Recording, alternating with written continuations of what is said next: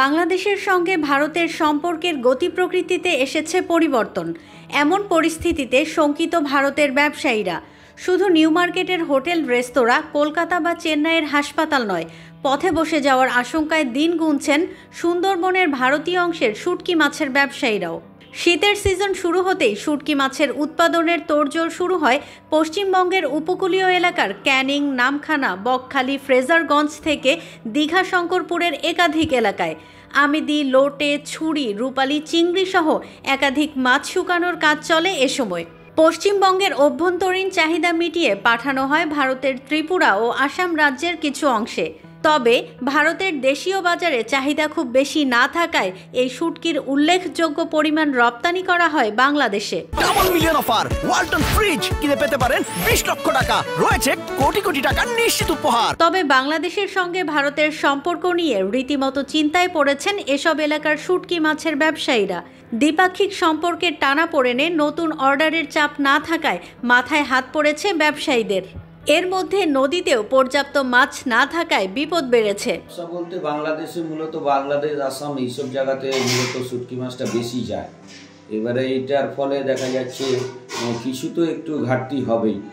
এটা যেহেতু একটা সমস্যার সৃষ্টি হয়েছে, তবে এই সমস্যাটা সরকার কি চিন্তাভাবনা করছে, সরকারকে বলবো যাতে এই সমস্যাগুলো খুব তাড়াতাড়ি সুরাহ হয়ে যায়, তাহলে মানুষের রুটি রোজগার এবং প্রত্যেকটা উভয় দেশেরই সুবিধা, উভয় দেশেরই সম্পর্কটা সম্প্রীতি বজায় থাক, এটাই বলবো। শুটকি মাছের ব্যবসায়ীরা বলছেন, হয়তো দুই দেশের সম্পর্কের জটিলতার কারণে কমেছে অর্ডারের পরিমাণ।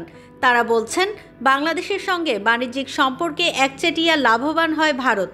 উপকূলীয় এলাকায় এক একটি গ্রামের শত শত পরিবার এই শুটকি মাছের ওপর অর্থনৈতিকভাবে নির্ভরশীল। প্রত্যেক সিজনে রপ্তানি আয় হয় শত শত কোটি রুপি।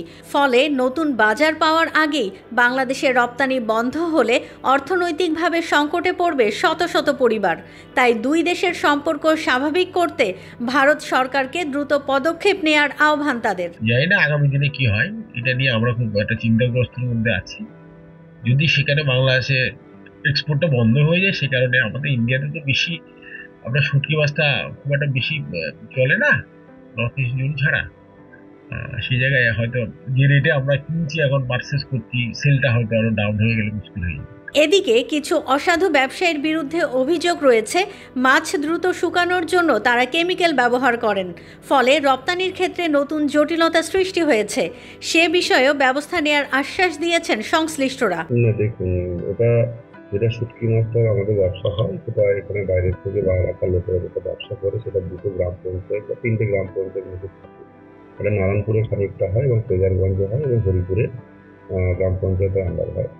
আর সেখান থেকে দাঁড়িয়ে যে কেমিক্যাল মেশানোর কথা বলছেন, এই ব্যাপারগুলো আমরা অবগত নেই। কারণটা ফুড প্রসেসিং ইউনিটের কতটা গ্রহণযোগ্যতা আছে কিংবা কতটা এরা সেক্ষেত্রে ব্যবসায়িক ক্ষেত্রে লাভবান হতে গিয়ে সেটা কেমিক্যালটা সেটা ব্যবহার করতে, সে বিষয়ে আমার কোনো জানা নেই। তো সেক্ষেত্রে যদি কোনো অভিযোগ আসে, তো আমরা সেক্ষেত্রে প্রতিকারকে আমরা এবং লাইন ডিপার্টমেন্টে পাঠিয়ে দেবো যে এরকম ধরনের আসছে। সেখান থেকে দেন লাইন ডিপার্টমেন্ট সেখানে ইনকোয়ারির মধ্যে দিয়ে যেটা করবেন সেটাকে অবশ্যই আমাদের মানে অবশ্যই দেখবো। আপনারা যখন বললেন, নিশ্চয়ই এটা ভার্বালি আমরা এটা খতিয়ে দেখার চেষ্টা করবো, যেহেতু আমাদের কাছে কলকাতা থেকে সুচরিতা কংসবণিকের তথ্য ও ভিডিও নিয়ে রিপোর্ট risingBD.com।